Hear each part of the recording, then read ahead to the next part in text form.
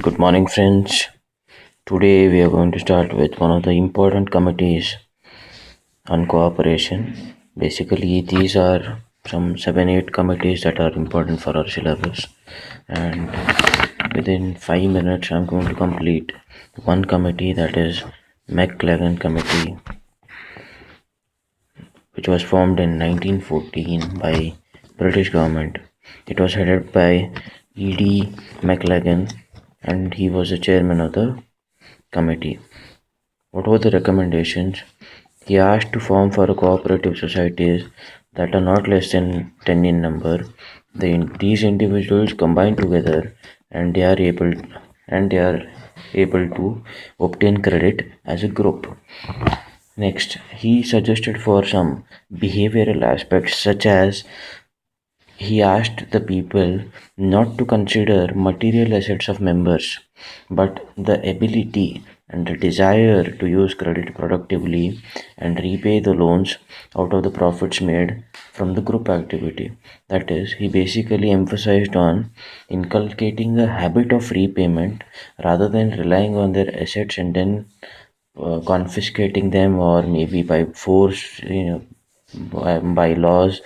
Rather than going into those procedural difficulties, what he asked was to inculcate the habit of and having the desire to use the credit that they have taken, use it productively, and then make profit from the business, whatever activities they do, and then repay it.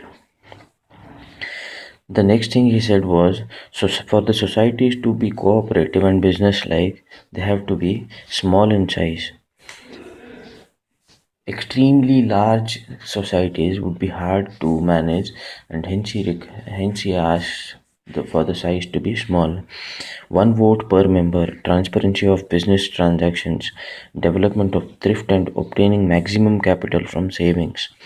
One vote per member is one of the principles of cooperative cooperation, that is democratically handling it. Even in whatever number of shares you hold, your vote will be one vote per member.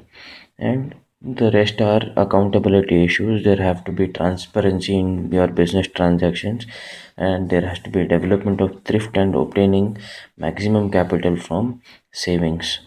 Period of loan should be fixed based on purpose of loan and the circumstances of the borrower. This has to be monitored as well. The period, for example, 3 months, 4 months, 5 months, 6 months, 12 months, whatever period you give, that has to be based on a rationale of for what purpose the loan is being given to, and what are the circumstances the borrower is actually into. Next, rate of interest to be initially substantial, although lower than on the credit from money lenders. Rate of interest cannot be very low, is what he wants to say. It has to be substantially higher. Anyways, that high amount should be lower than whatever money lenders are lending at. So the basic rationale here again is, you don't have to give that feeling to your lenders that money is coming for free.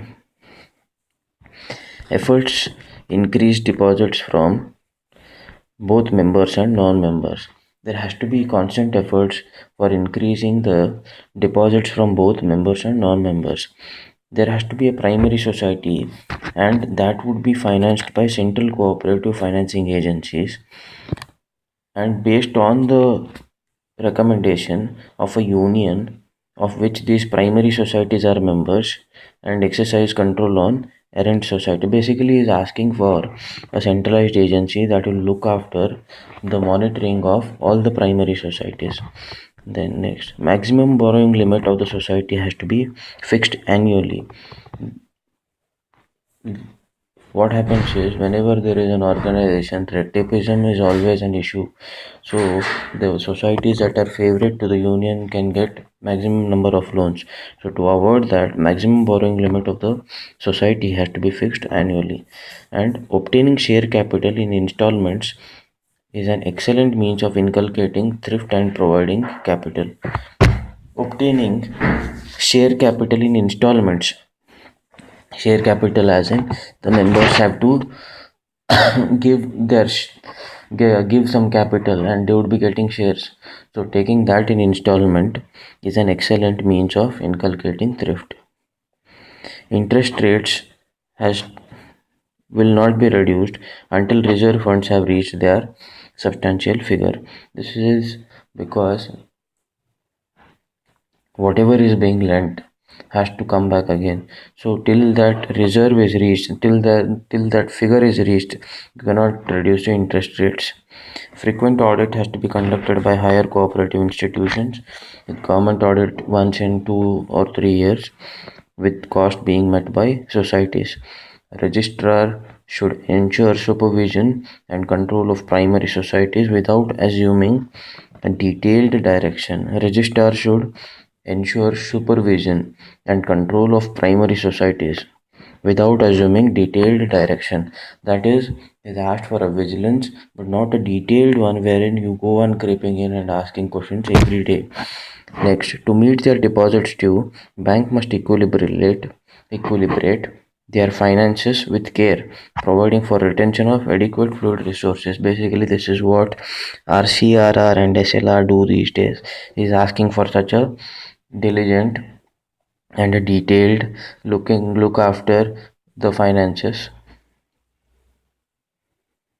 Next is need for registrar's staff to be increased and agriculture and industry in the provinces to be coordinated under one head.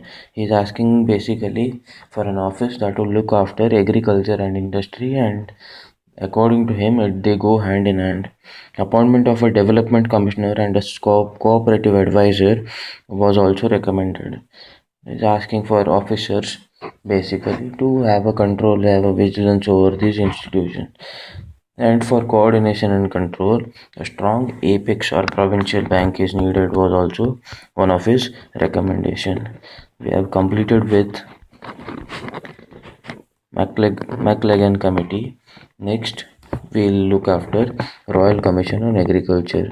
I'm making this small video so that we'll have time to read it, and half an hour video gets boring.